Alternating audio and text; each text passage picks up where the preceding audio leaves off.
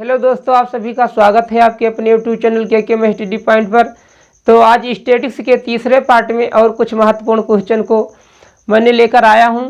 तो इसके पहले दो पार्ट बना चुका हूं। यदि आपने उसको नहीं देखा है तो यानी उस दोनों पार्ट को ज़रूर देखिए, तो आप लोग सीख जाएंगे कि यानी कोई आंकड़ा दिया है तो हम किस प्रकार से माध्य, माध्यिका, विचलन या रेंज या विचलन गुणांक या मानक विचलन किस प्रकार से निकाल सकते हैं। मैंने उस दोनों पार्ट में इन सभी को निकालना सिखा दिया हूं।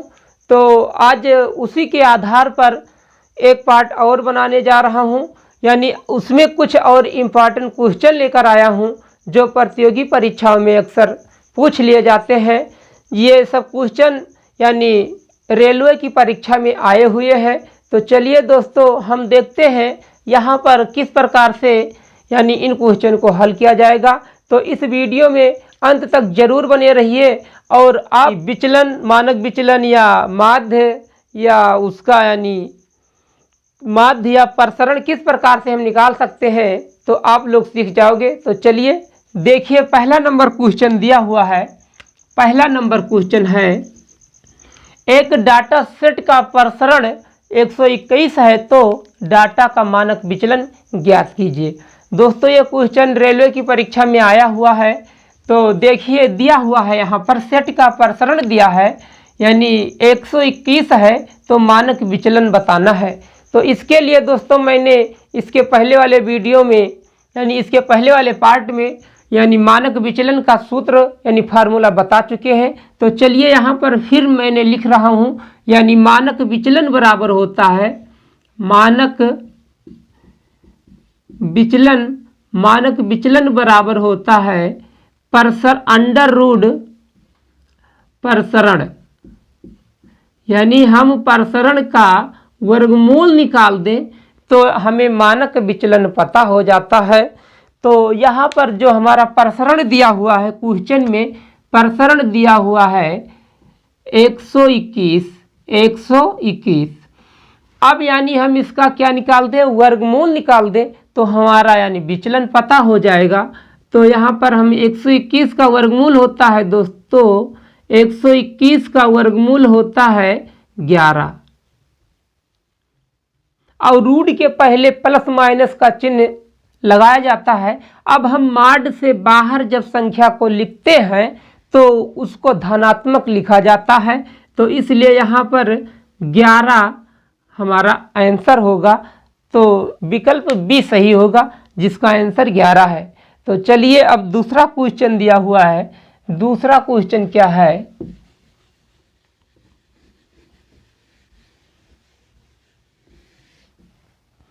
दूसरा क्वेश्चन है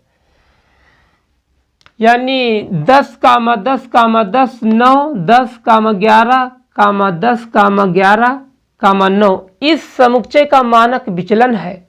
ये रेलवे की परीक्षा में यह क्वेश्चन भी आया हुआ है। तो यहाँ पूछ रहा है कि यानी ये समुच्चय दिया हुआ है, कोई एक आंकड़ा दिया हुआ है, कह रहा है कि इसका मानक विचलन बताइए दोस्तों। तो यहाँ पर देखिए, मानक विचलन निकालने के लिए जब इस तरह का क्वेश्चन आ जाए तो हम किस प्रकार से हल करते हैं।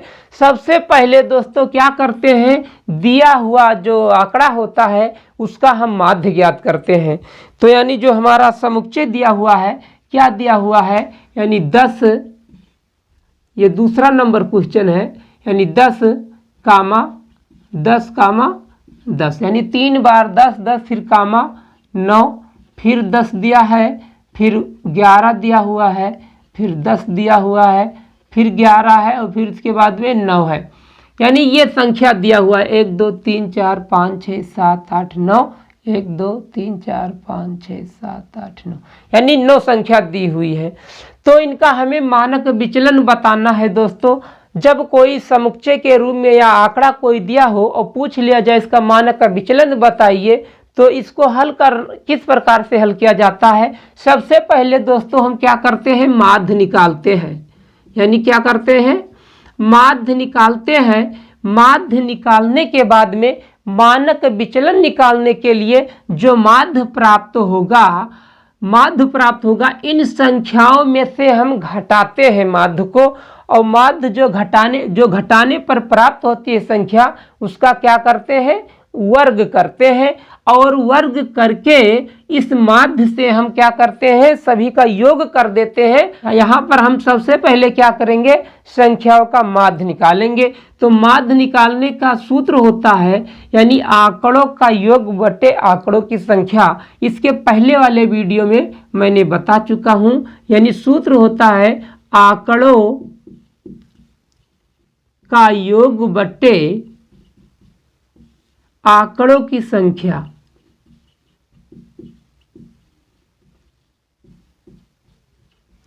ये सूत्र होता है।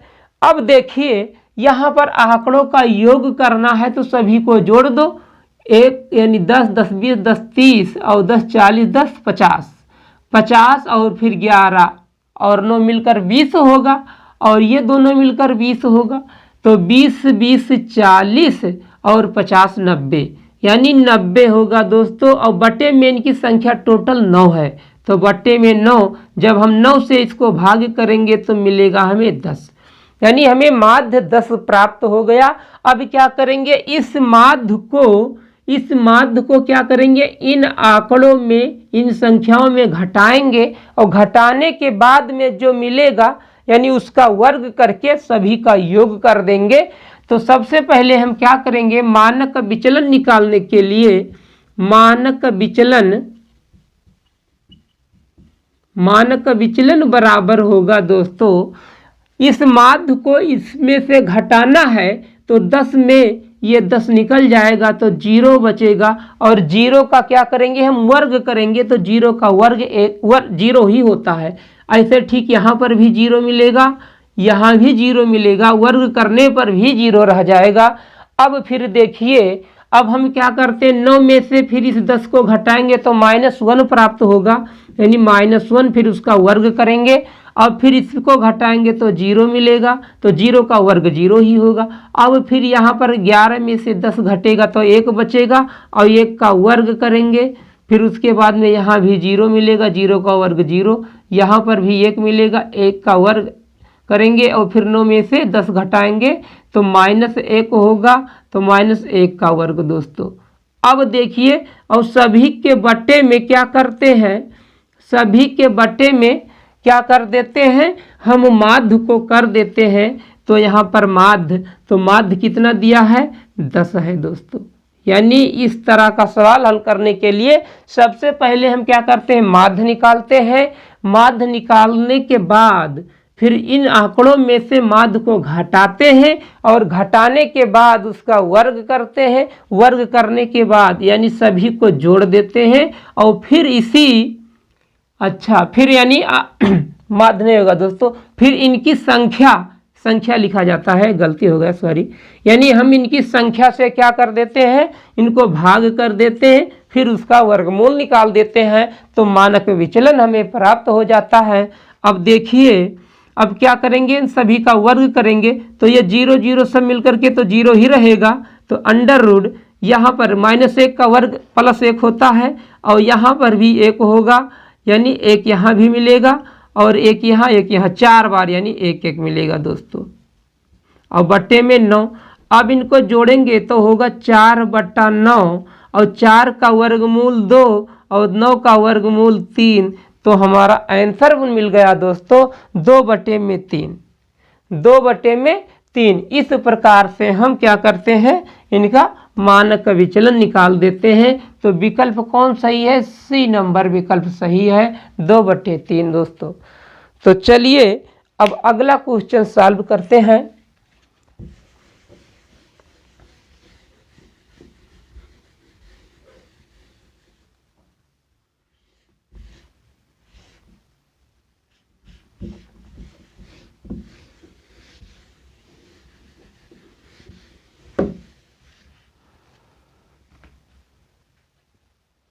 अब चलिए दोस्तों, अगला नंबर, तीसरा नंबर क्वेश्चन है, यानी 10, 11, 9, 11, 9 समूह का मानक विचलन। बस ठीक दोस्तों, इसी प्रकार से हल होगा जैसे जो हमारा आंकड़ा दिया हुआ है 10, 11, 9 कामा 11 कामा 9। अब कह रहा है इसका मानक विचलन निकालना है। तो मानक विचलन निकालने के लिए हम क्या करेंगे, सबसे पहले इनका माध्य निकालेंगे।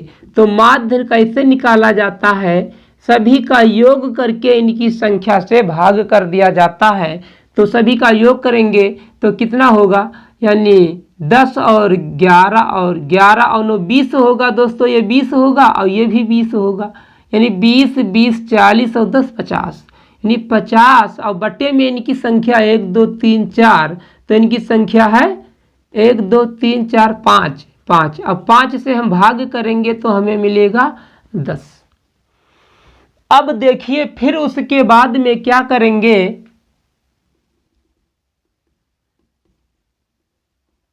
अब उसके बाद में क्या करेंगे, मानक विचलन निकालना है। तो इस माध्य को इसमें से घटाते हैं, यानी घटाने पर हमें कितना 0 मिलेगा। फिर इसका वर्ग करेंगे तो 0 का वर्ग 0 ही होगा। फिर 10 11 में से 10 को घटाएंगे 1 मिलेगा और 1 का वर्ग करेंगे और फिर प्लस यहाँ पर 0 करेंगे, यहाँ पर -1 मिलेगा, यानी -1 मिलेगा। फिर उसके बाद में यहाँ पर +1 मिलेगा और फिर यहाँ पर प्लस यानी -1 मिलेगा। और बटे फिर क्या करते हैं दोस्तों, इनका हम क्या कर देते हैं, मानक विचलन निकालना है ना। मानक विचलन बराबर होता है अंडर-रूट, यानी सभी माध्य को आंकड़ों में से घटाओ, उनका फिर वर्ग करके जोड़ दो और बटे में इनकी संख्या से भाग कर दो। यानी इनकी संख्या कितना है, इनकी संख्या 1 2 3 4 5 है, तो हम 5 लिख देंगे। अब देखिए इनको हल करते हैं तो अंडर-रूट यानी 1 का वर्ग 1, 0 का तो किसी में ऐड करेंगे तो 0 गायब हो जाएगा, और प्लस यहाँ पर देखिए -1 का वर्ग 1 होगा, यहाँ भी 1 का वर्ग 1 और यहाँ भी 1 का वर्ग 1 और बट्टे में 5, यानी 4/5 अंडर-रूट। अब क्या करेंगे, 4 का वर्गमूल 2 होगा लेकिन 5 का वर्गमूल नहीं निकलेगा, इसलिए इसे हम रूट के अंदर ही रहने देंगे। तो 2/√5 प्राप्त हुआ। तो हमारा विकल्प सही है, बी नंबर वाला विकल्प सही है दोस्तों, यानी बी नंबर विकल्प सही है। तो चलिए अब देखते हैं अगला क्वेश्चन क्या है।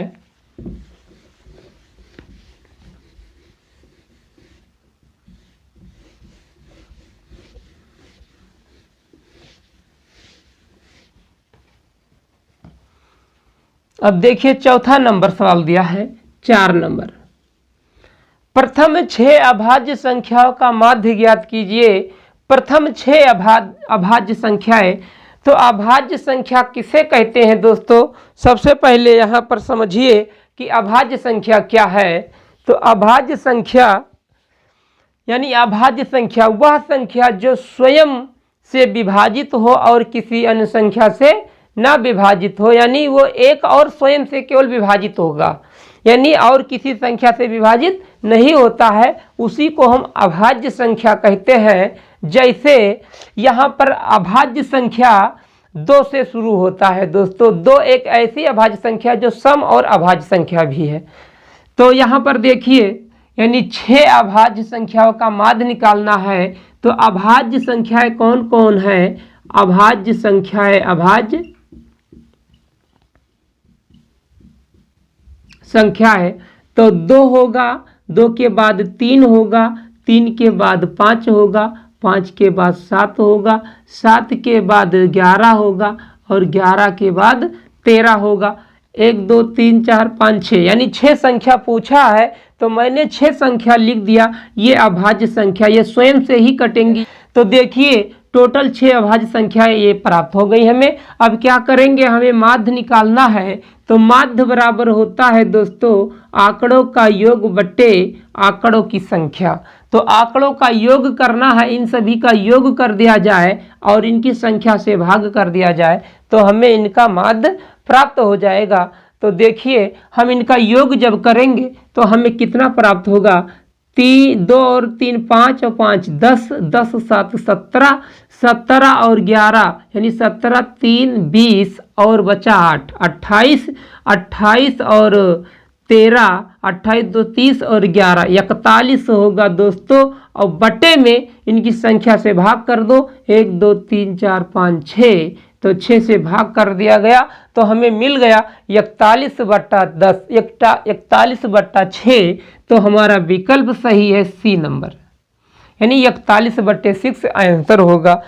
अब फिर देखिए अगला क्वेश्चन क्या है।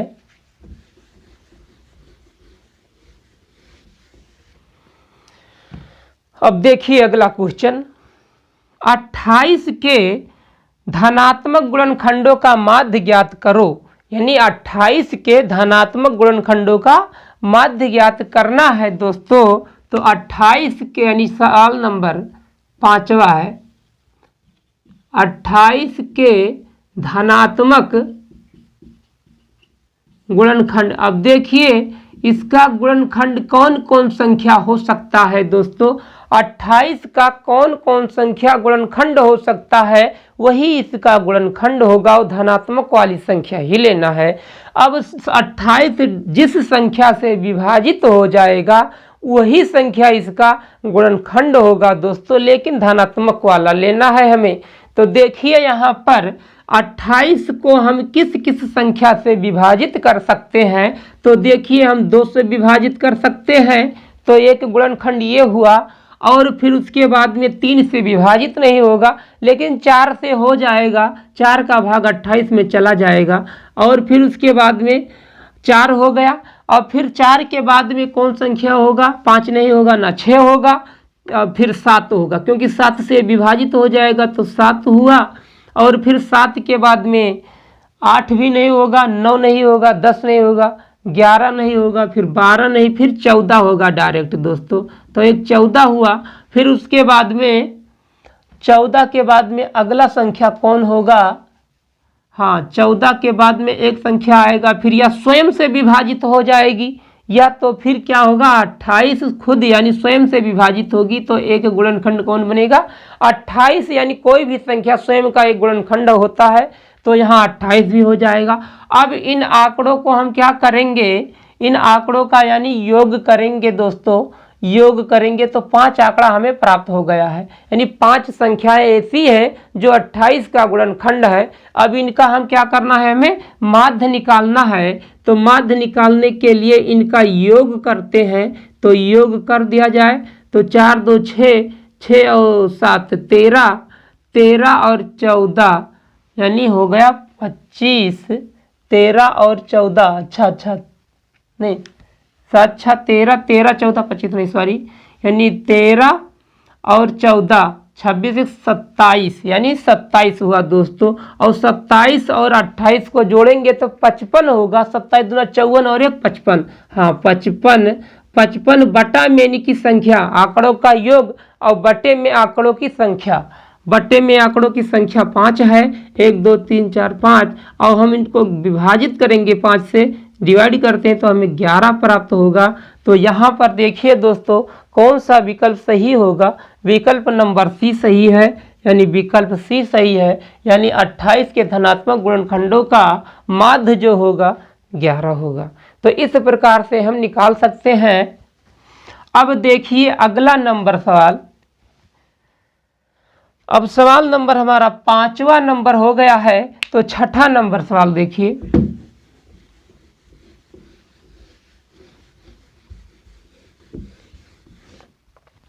लास्ट नंबर सवाल है दोस्तों 6 नंबर सवाल दिया है, प्रथम 11 प्राकृतिक संख्याओं का माध्य ज्ञात करो। यानी प्रथम यानी 11 प्राकृतिक संख्याओं का हमें माध्य निकालना है।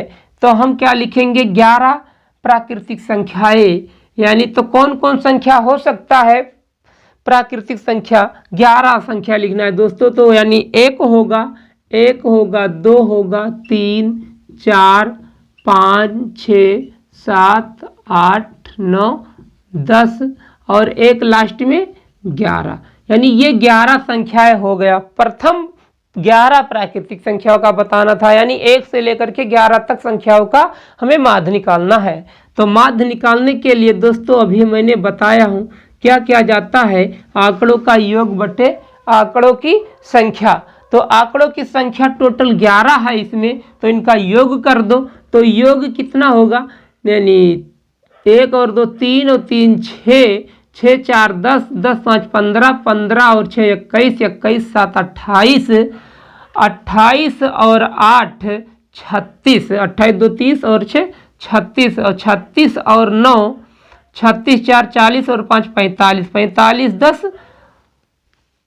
55, 55 11, 55 10 65 और 1 66, यानी 66 बटे में दोस्तों होगा 11, यानी 66 बटे 11। एक बार फिर से चेक कर लिया जाए, यानी 3 3 6 4 10 5 15 6 21, 21 और 7 28, 28 6 36, 28 2 30 और 6 36, 36 और 9 45, 45 10 55, 55 और 11 66। 66 को हम दोस्तों इनकी संख्या से भाग कर देंगे तो मिल जाएगा हमें, कितना मिलेगा 6, 11 छक्का 66।